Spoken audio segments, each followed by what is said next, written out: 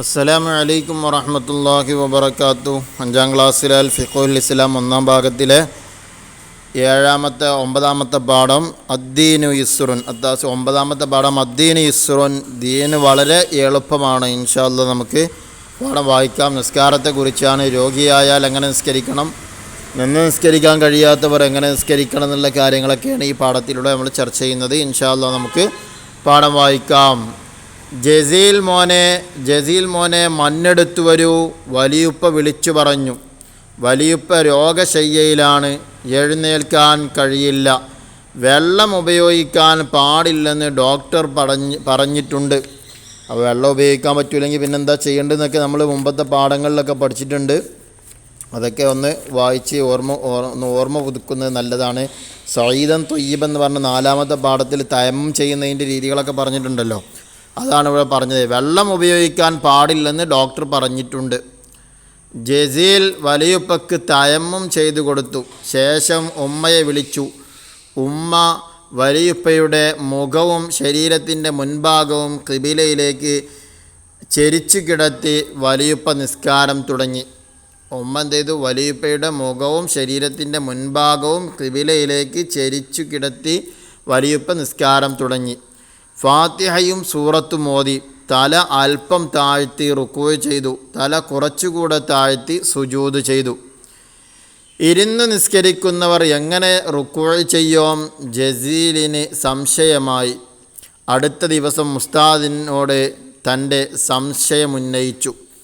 അപ്പോൾ ഇവിടെ ചെരിഞ്ഞ് കിടന്നിട്ടാണ് വലിയപ്പ നിസ്കരിച്ചത്. അതിൻ്റെ ഓരോന്നിൻ്റെ രൂപങ്ങളും പറയുന്നുണ്ട്. ഇപ്പോൾ നമ്മളിവിടെ ഇരുന്ന് നിസ്കരിക്കുന്നവർ എങ്ങനെ റുക്വ ചെയ്യും? അതാണ് ഇപ്പോൾ ജസീലിൻ്റെ സംശയം. അടുത്ത ദിവസം സംശയം ഉന്നയിക്കാൻ നിൽക്കുക. അപ്പോൾ ഇരുന്ന് നിസ്കരിക്കുന്ന ആദ്യം എങ്ങനെ ഇരിക്കേണ്ടത്? ഈ രീതിയിലാണ് ഇരിക്കേണ്ടത്. അൽ ജൽസത്തുൽ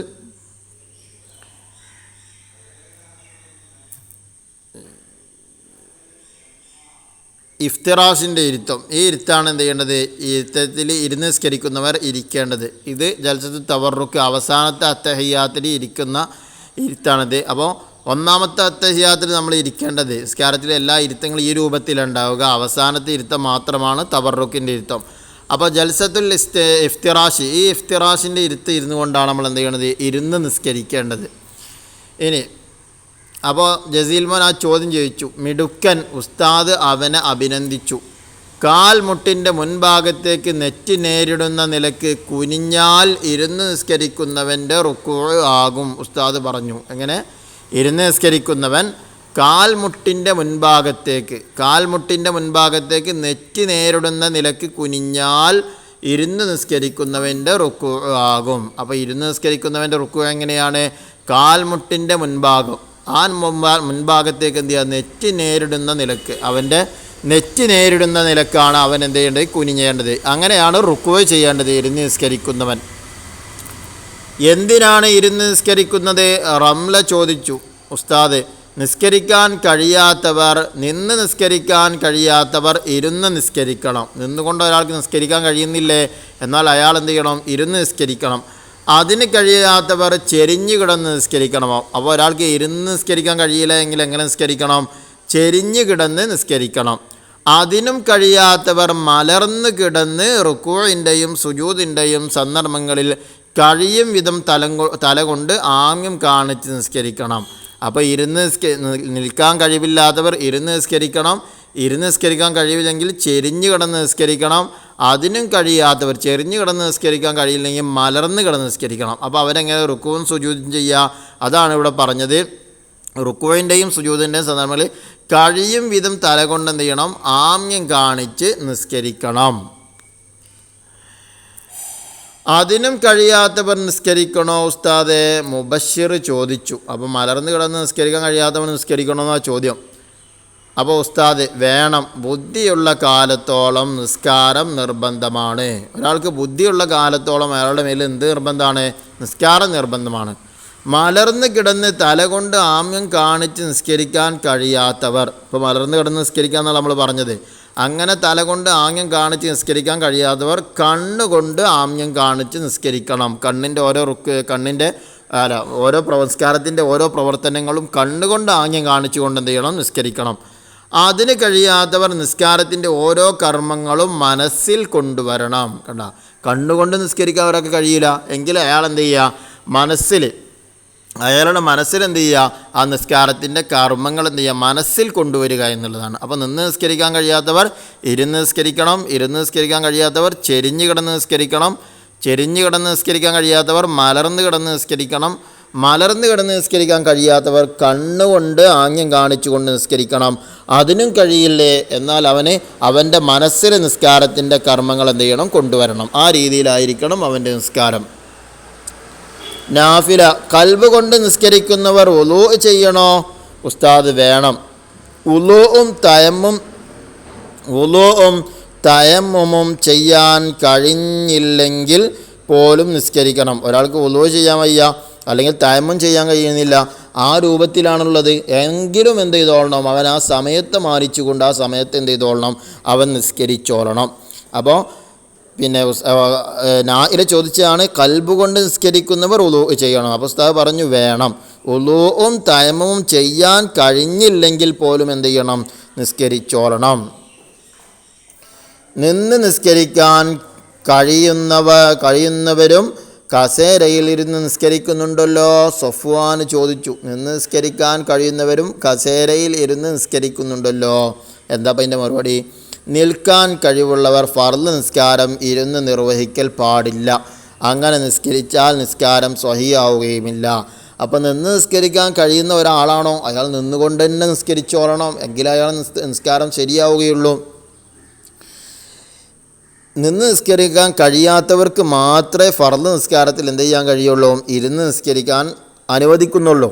ഇരുന്ന് നിസ്കരിക്കാൻ കഴിയാത്തവർ ചെരിഞ്ഞ് കിടന്ന് കഴിയാത്തവരാണ് ആ രൂപത്തിലൊക്കെ ചെയ്യേണ്ടത്. നിന്ന് നിസ്കരിക്കാൻ കഴിയുന്നവനാണോ എന്നാൽ അവൻ നിന്നിട്ട് തന്നെ നിസ്കരിച്ചോളണം. അങ്ങനെ ബെല്ലടിക്കാൻ സമയമായി. ഉസ്താദ് പറഞ്ഞു നമുക്ക് സ്വലാത്ത് ചൊല്ലാം. കുട്ടികൾ സ്വലാത്ത് ചൊല്ലി. സ്വലാത്തുല്ലാ സലാമുല്ലാ അലൈക യാ റസൂലല്ലാ, സ്വലാത്തുല്ലാ സലാമുല്ലാ അലൈക യാ ഹബീബല്ലാ. ഈ ഇരുന്ന് നിസ്കാരം ഇപ്പോൾ സാധാരണ കസേര നിസ്കാരങ്ങളൊക്കെ വ്യാപിച്ച സന്ദർഭമാണത്. പള്ളിയിലേക്ക് നടന്നു വരും, നടക്കാനൊക്കെ കഴിയുള്ള ഒരാൾ ഇരുന്ന് നിസ്കരിക്കാൻ പാടില്ല. ചിലപ്പോൾ അയാൾക്ക് മുട്ടിൻ്റെ വേദനയായിരിക്കും. ആ രൂപത്തിലാണ് പ്രശ്നമെങ്കിൽ ആ വേദന മുട്ട് വളക്കാനുള്ള ആ സാഹചര്യത്തിൽ മാത്രമേ എന്ത് ചെയ്യാൻ പാടുള്ളൂ, അയാൾ ഇരിക്കാൻ പാടുള്ളൂ. അപ്പോൾ അയാൾക്ക് നിൽക്കാൻ കഴിയുമോ, എന്നാൽ നിന്നുകൊണ്ട് നിസ്കരിക്കണം. റുക്കൂൻ നിന്നുകൊണ്ട് ചെയ്യാമല്ലോ. സുജൂദിലേക്ക് പോകുമ്പോൾ മുട്ട് മടക്കുമ്പോഴാണ് അദ്ദേഹത്തിന് വേദന വരുന്നതെങ്കിൽ മാത്രമേ എന്ത് ചെയ്യാൻ പാടുള്ളൂ, അദ്ദേഹം ആ സാഹചര്യത്തിൽ ഇരിക്കാൻ പാടുള്ളൂ. അല്ലെങ്കിൽ എന്ത് ചെയ്യരുത്, ഇരിക്കരുത്. അപ്പോൾ നിൽക്കാൻ കഴിവുള്ള ഒരാളാണോ അവരാ നിസ്കാരത്തിൽ നിന്നുകൊണ്ട് തന്നെ നിസ്കരിച്ചോളണം.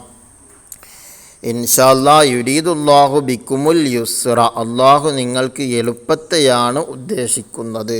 നിസ്കാരത്തിൻ്റെ എത്ര രൂപം പറഞ്ഞപ്പോൾ, നിന്ന് നിസ്കാരം കഴിയില്ലെങ്കിൽ ഇരുന്ന് നിസ്കാരം, കഴിയില്ലെങ്കിൽ ചെരിഞ്ഞ് കിടന്ന്, അതിനും കഴിയില്ലെങ്കിൽ മലർന്ന് കിടന്ന്, അതിനും കഴിയില്ലെങ്കിൽ കണ്ണുകൊണ്ട്, അതിന് കഴിയില്ലെങ്കിൽ മനസ്സുകൊണ്ട് നിസ്കരിക്കുക. ഈ രൂപത്തിലാണ് നമ്മൾ എന്ത് ചെയ്യേണ്ടത്, നിസ്കാരം നിർവഹിക്കേണ്ടത്. നിസ്കാരം ഒരു മനുഷ്യരിൽ നിന്ന് ബുദ്ധിയുള്ള കാലത്തോളം നിസ്കാരം ഒരു മനുഷ്യരിൽ നിന്നും എന്താകുന്നില്ല, ഒഴിവായി പോകുന്നില്ല.